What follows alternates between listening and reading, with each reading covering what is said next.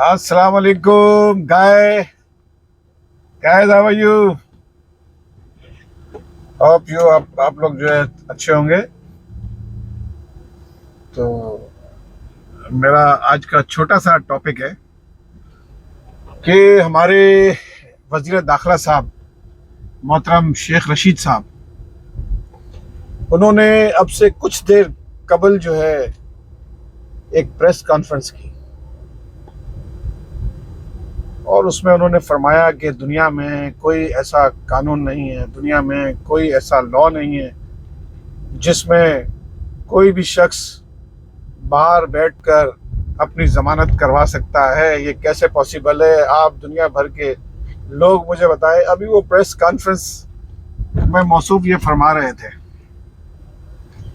तो बड़ी हैरत होती है कि इतना जिम्मेदार आदमी, इतना मोतबर आदमी, इतनी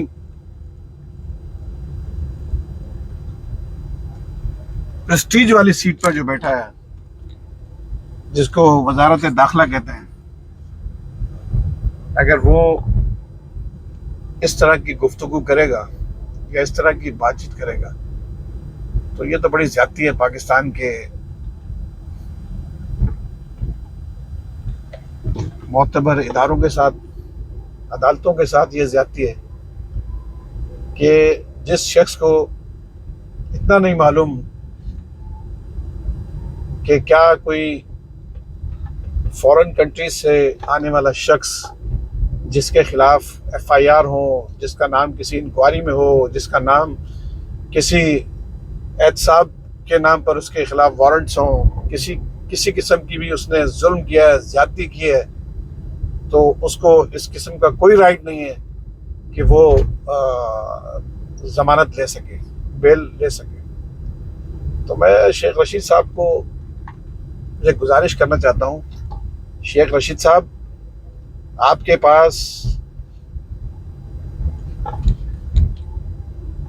अटॉर्नी जनरल फॉर पाकिस्तान मौजूद होता है, उसका पूरा डिपार्टमेंट है, पूरा वजारत कानून के मातहत जो इदारा है उसमें लोग मौजूद हैं। पहले आप प्रेस कॉन्फ्रेंस करने से पहले आप कम से कम उनसे कंफर्म तो करते कि क्या पाकिस्तान में या दुनिया भर में ऐसा कोई कानून मौजूद है कि आदमी बाहर बैठकर जमानत करा सकता है या नहीं।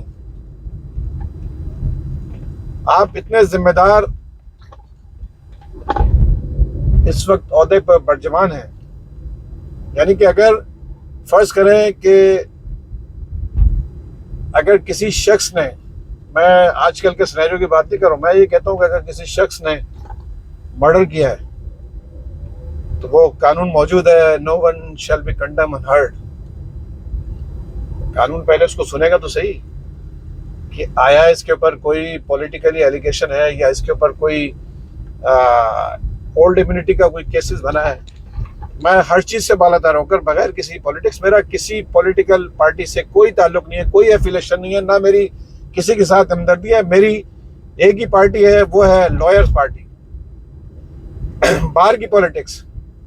लेकिन मैं देखता हूं कि हर लम्हे जुडिशरी को हमेशा बदनाम करने की कोशिश की गई।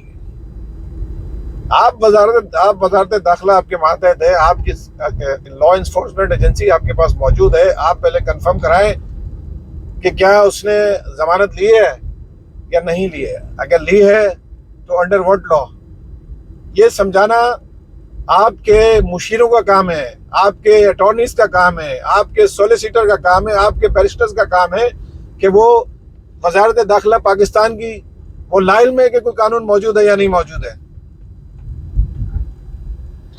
सर, कानून मौजूद है, सुपीरियर कोर्ट्स की जजमेंट भी मौजूद है, और मेरे नॉलेज में है कि सिंध हाई कोर्ट की भी जजमेंट है।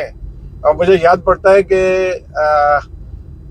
Supreme court, Sindh high court में उस वक्त जज होते थे मिस्टर जस्टिस अमीर हानी मुस्लिम साहब, उनकी भी एक जजमेंट मेरी नज़र से गुजरी है। आई थिंक 2007 की वो जजमेंट है, उसमें उन्होंने प्रोटेक्टिव बेल दी थी। सर प्रोटेक्टिव का बेल ही जरा कानून इसका पढ़ लें शेख रशीद साहब, अदालतों पे या लॉयर्स पे या किसी पे तनकीद करने से पहले। 2007 की वो judgment I think Pakistan criminal law journal में मौजूद है, YLR के अंदर भी वो मौजूद है। और इस तरह दूसरे हाई कोर्ट्स जैसे Lahore high court, Balochistan high court की जजमेंट मौजूद है, पेशावर हाई कोर्ट की जजमेंट मौजूद है, इवन सुप्रीम कोर्ट की जजमेंट जो है वो मौजूद है। ले सकता है बेल। अब जब वो यहाँ अपने आप को कोर्ट में सरेंडर करेगा, उसको ये खदशा होगा कि सर इस सिनेरियो में मुझे अगर प्रोटेक्टिव बेल दे दी जाए तो मैं अपने आप को अदालत में सरेंडर करूंगा, मुझे लॉ इन्फोर्समेंट एजेंसी पर भरोसा नहीं है, मेरा एतबार नहीं है कि मुझे जो है किसी सियासी केस में या किसी इम्यूनिटी केस में मुझे फंसाया जा रहा है, तो अपने आप को कोर्ट में सरेंडर करेगा सबसे पहले। यानी कि प्रोटेक्टिव बेल के बाद वो 498 में आएगा, जिसको कहते हैं बेल बिफोर अरेस्ट। वो फॉर टाइम बिंग उसको दी होगी। अगर जिस शख्स के बारे में आप, मुझे नहीं मालूम वो कौन साहब हैं, MNA MP जो भी हैं, मैं उसके ऊपर नहीं जाऊंगा, मैं सिनेरियो में भी नहीं जाऊंगा। लेकिन मैं शेख रशीद साहब से ये गुजारिश करूंगा, शेख रशीद साहब कोई भी प्रेस कॉन्फ्रेंस करने से पहले आप कंफर्म कर लिया करें।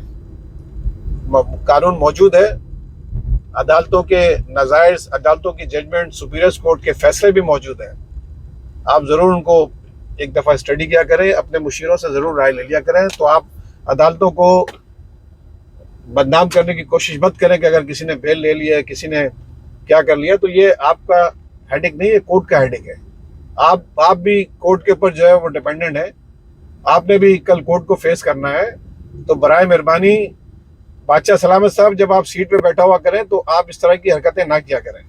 बराए मेहरबानी आप पहले अपने मुशीरों से मशवरा ज़रूर कर लिया करें। तो इसी के साथ मैं इस व्लॉग को ख़त्म करता हूँ। आप खुद फैसला करेंगे। मेरे जो सब्सक्राइबर हैं मोस्टली